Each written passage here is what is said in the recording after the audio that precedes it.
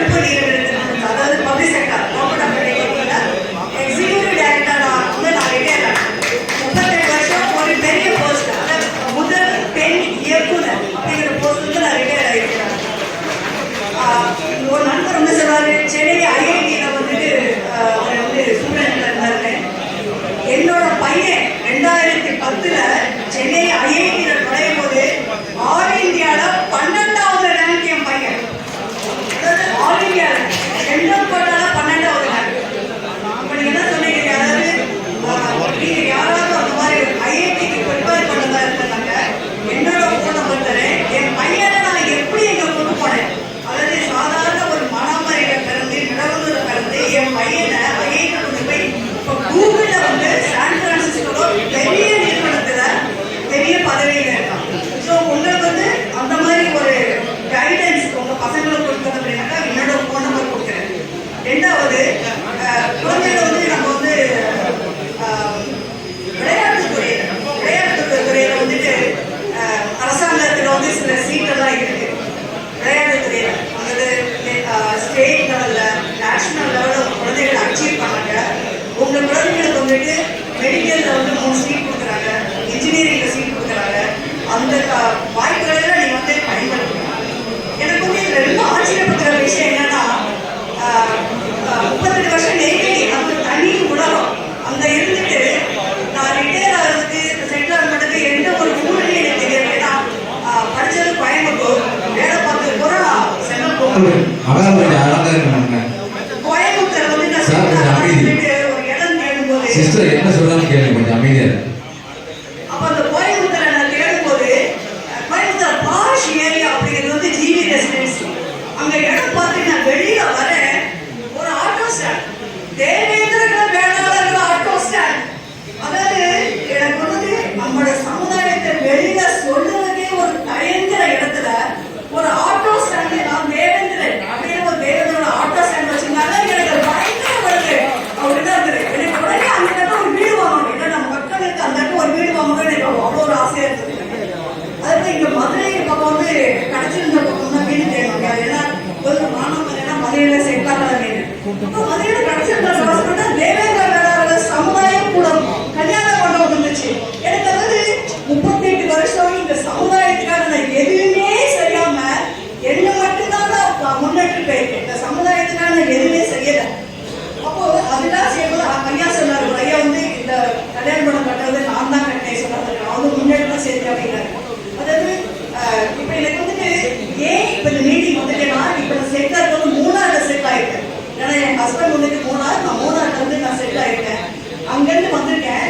Coimbatore attend பண்ண நினைச்சேன்னா attend பண்ண முடியல. ஸோ அதனால எனக்கு வந்து நான் வந்து அங்கிருந்து இங்க 3ஆவது நீங்க வந்திருக்கேன். ஏன்னா இதுவரைக்கும் இந்த சமுதாயத்துக்கு எதுவுமே செய்யல. இனிமே என்ன செய்யணும்னா, நான் தனியா இயங்கணுமா ஒரு குழுவோட சேர்ந்து பயணிக்கணுமா அப்படிங்கிறதுக்காக தான் உங்க எல்லாரும் தொழில் சார்ந்து, கல்வி சார்ந்து, அறிவுத்துறை சார்ந்து, பொருளாதாரம் சார்ந்து எத்தனை பேர் எத்தனை தளங்களில நீங்க முன்னேறி இருக்கீங்க, நீங்க மற்றவங்களை முன்னெடுத்து போக போறீங்க. அந்த மாதிரி ஒரு குழுவோட சேர்ந்து நான் பயணிக்க ஆசைப்பட்டேன். அதுக்காக தான் வந்து நான் இங்க வந்திருக்கேன். இப்ப மதுரையில வீடு வாங்கிட்டேன். மதுரையில முத்தமிழ் பக்கத்துல வீடு வாங்கி இப்ப 6 மாசமா இங்க செட் ஆயிருக்கேன். ஸோ கல்வி சார்ந்து கேரியர் கைடன்ஸ், ஏன்னா 1978 ஒரு இன்ஜினியரிங் ஒரு பெரிய கனவு. அந்த இன்ஜினியரிங் காலேஜ்ல ஃபர்ஸ்ட் கிராஜுவேட்டா நான் ஜிசிக்கு சேர்த்தேன்.